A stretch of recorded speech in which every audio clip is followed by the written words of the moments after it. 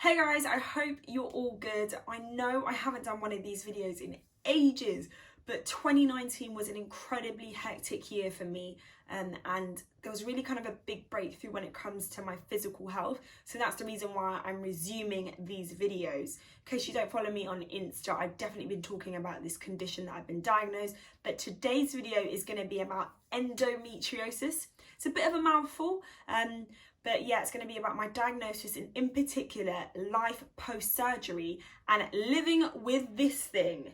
Yes, the coil, aka the vagina killer. I'm not even joking about this. The cervix killer, life killer, whatever you want to call it. This thing ruined my life for the best part of a month, and I don't think we hear enough about this. So I am just going to be kind of not holding back and giving you guys the details about this, and really just sharing my journey with endo and where things are. It's 2020, 1 in 10 women in the UK suffer from this, yet you can only be diagnosed via keyhole surgery. There's no cure, so we're left with dealing with things like this, which in my opinion is not a suitable treatment. So in case you didn't know, in June 2019, I was diagnosed with a condition called endometriosis. So I think the best point to start would be to tell you guys what endo is. If you do know it, apologies. This is just for those who are new to this condition. So essentially, endometriosis is where, well, let's start with the anatomy of the female reproductive part. So you've got the uterus wall, and then you've got cells in the lining of the uterus wall. I'm doing this with my fingers because that's how it looks in diagrams I've seen. But those cells are made up of something called endometrium. Now they come out every month when you have your period. So with the blood, it's all good. Your body builds up those hormones and then they come out. Endometriosis occurs when those cells that are in the lining of the uterus grow outside of the lining of the uterus in different parts of the womb. They don't know why this happens, and these cells that are outside of the lining of the uterus still react to the same hormones that your body produces when it's going to have a period. So they essentially react, they could grow and stick onto things, and that's where the danger arises, because they stick onto different organs in your womb and nobody knows how or why. And that's where the devastating thing happened. So in my case, they found endometriosis in 3 places. They found it on my right ovary, they found it on the lining of my abdomen wall, and then they found it near my bowel. So yeah, you're confronted with this diagnosis, and there's no treatment. What they do, there's no cure, sorry. But there are kind of forms of treatment. So for many women who even get to a stage where they're having this surgery, they've probably been on the pill, and the pill can help with that, but it can also mask symptoms. So in my case, after surgery, you're instructed to have 3 pill packs. So for those that aren't familiar with the pill or you don't know much about it, there's the main kind of pill that a lot of women have is a combo pill, and by that it means it's infused with estrogen and progesterone. And you have it for 21 days, then you have a break of 7 days, and your body produces like a fake period where you bleed. So post-surgery, you've got to have your 3 pill packs back to back with no break. And the idea behind that is that your body then can't produce those hormones that it would when you'd have a period. And so where they've cleared out the endometriosis, it doesn't have a chance to grow again, because there's this real danger that even though they clear it out, your body could start doing it again because they don't know how it started. There's just so many gaps in the knowledge about this condition in 2020 that I'm hoping through conversations like this and all the incredible work that Endometriosis UK and other organisations or people are doing just through the word of mouth, we're going to force legislators and the kind of health industry to take this more seriously, because too many women are suffering in silence. I did for the best part of 14 years because I thought it was the norm to have really bad blood clots, heavy bleeding, migraines, scraping across my uterus, a feeling like that, or feeling like I wanted to give birth every month. We're just conditioned to think this is normal, and it's not. And if you are having any of those symptoms, I can't urge you enough to talk to a medical professional. But anyway, so after my surgery, I did 3 months, 3 pill packs back to back, and during that time I felt heavily bloated. I had pains, which was devastating, but I thought, you know what, maybe it's just for now. We'll see when I go back to the normal course of 21 days on the pill, 7 days off. Got to that stage and my pains came back. It was almost as if I never had surgery. I was so heartbroken because surgery, you go under the knife. I've got the scars to show that I've been through that kind of traumatic thing, and also the whole thing of not feeling believed and then unbelieved, and then nothing can be done about it.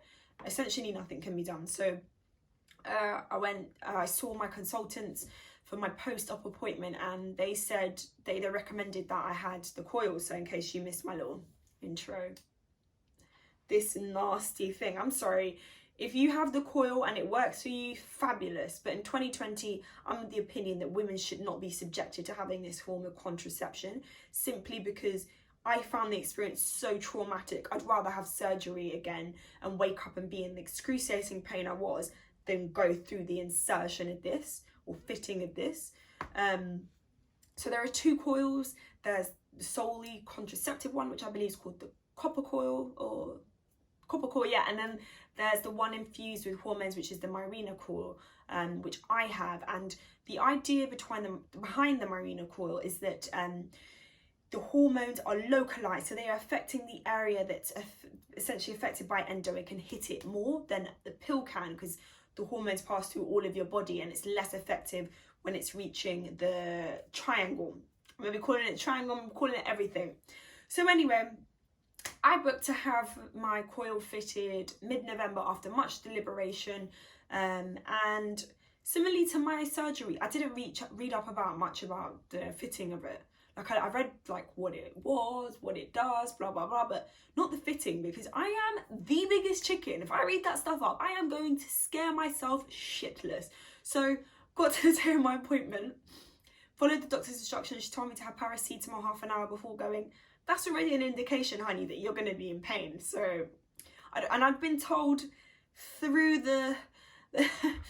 through chats that some people had the day off, the rest of the day off. So took that all into consideration, went there, and as these appointments are when it comes to things concerning the JJ, whatever you want to call it, your reproductive area, you've got to be sat there with your legs up, and the doctor inserts that lovely cylinder apparatus so she can get a good view up your vagina. Anyway, so that happens. She advises me that I have an injection to numb my cervix because I've not had kids and it could be more painful. So now I'm thinking, I have not had kids, so it could be more painful. What does this even mean? If I'm honest as well, I don't think I even remembered the anatomy of the female reproductive organ area. Like I just, you know, you're anticipating stuff. You don't think about all of this. So she does a couple of things. She administers the injection. I don't think this felt like numbing for me. All of a sudden, the whole area just felt like it was closing. Literally, that's the only way I can describe it. It just felt like it was closing. And it didn't remind me of any time that I've had my gum numbed. I know we're talking about 2 different areas, but I expected it to feel something similar to when you go to the dentist and you've got to have some sort of procedure done and they numb your gum. It wasn't like that. It was like it was closing. She did a couple of other things, and like I felt discomfort. I know I moved a bit like that. And she said, oh, okay. So I'm like, whoa, we're done. The coil's done. Anita has survived the coil fitting. And then she says, no, we're not done. I said, what? She says, no, we're not done. I said, how can we not be done? I've had pain. She said, yeah, that was just the injection and something. So I think I couldn't even listen to her because I was like frozen by the fact that it wasn't done. So then she goes and gets the lovely old coil, shows it to me, and it's quite big if my memory serves me correctly, although I'm not gonna lie, I'm trying to like plot this out, and so they have to like fold these ends because yeah, you can imagine trying to shove this up, that's not really gonna work. So they have to put it in, forgive me, I don't know all the terminology regarding this, but they've got to put it in something to insert it. So she's just like, okay, like try and relax knowing you've seen this massive thing that's about to go up there. that's gonna go to places that you didn't even know existed. You knew they existed, but you didn't really know they existed. You know those ones where you go to the gym and you work muscles that your body has not ever used before?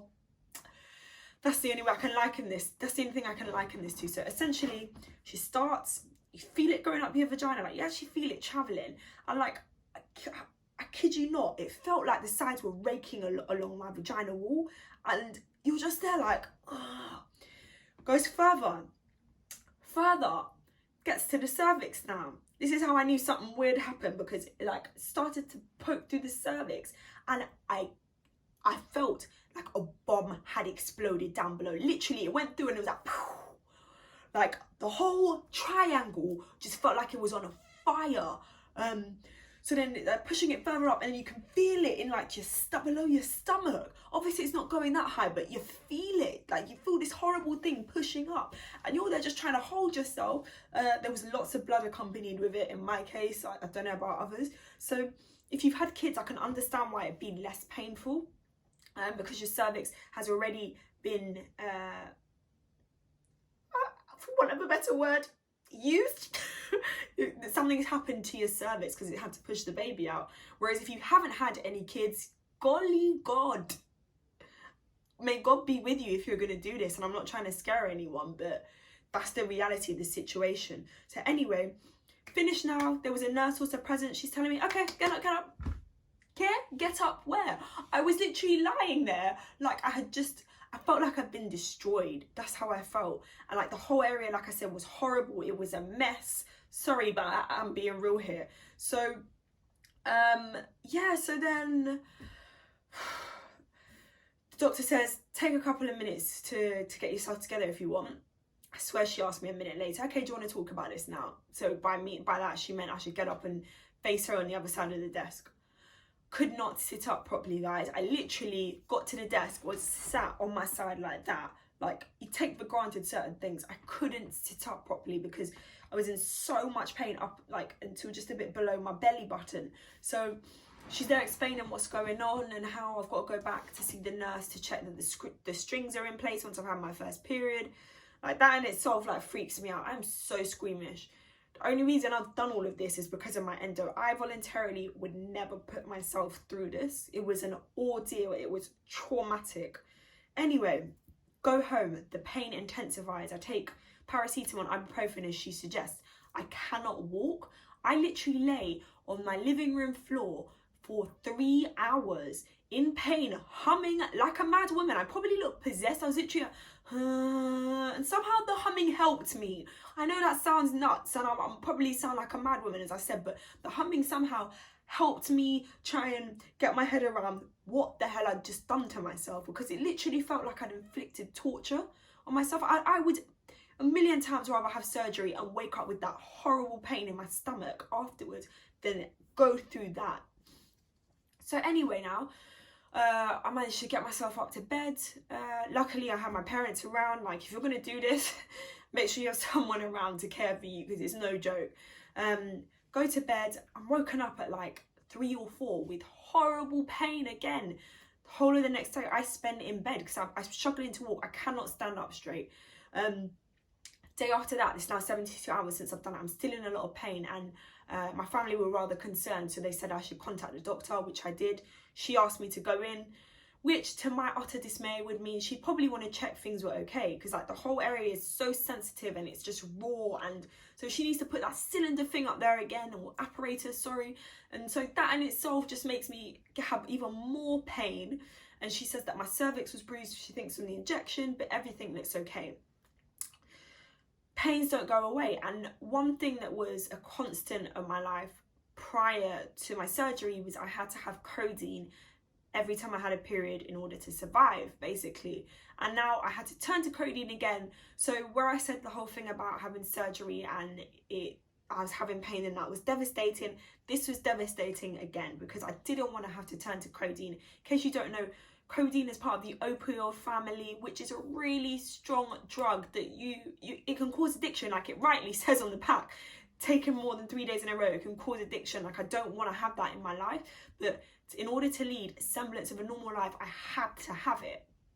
So for the next week, so from the day of insertion for the following 7 days, I am in so much pain.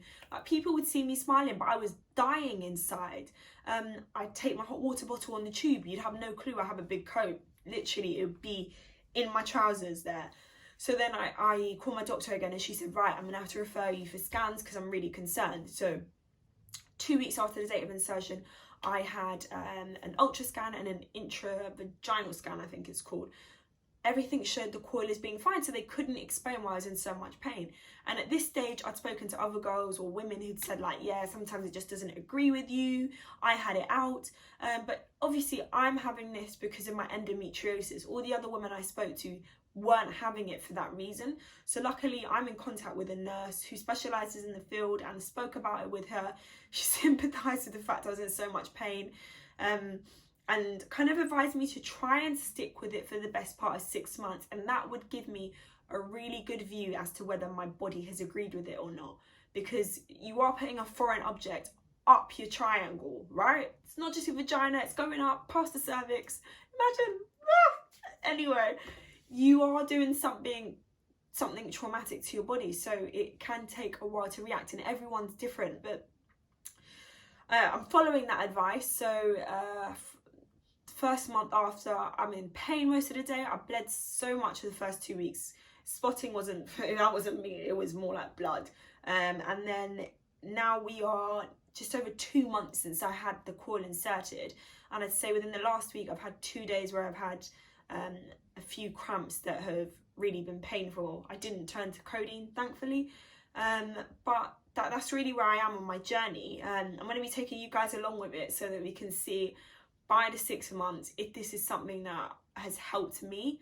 I'm very happy with the fact that the pain's lessening now.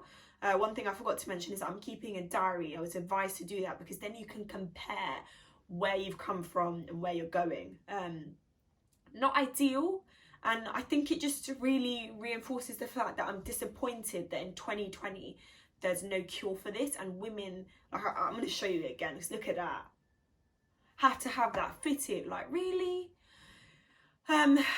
But I'm not ending it on a complaining note. But if you have endometriosis, if you're thinking about getting the coil, or you've got the coil, I'd love to hear about how it's going for you. Let me know in the comments below, and I'll definitely be doing another one of these videos soon to see them.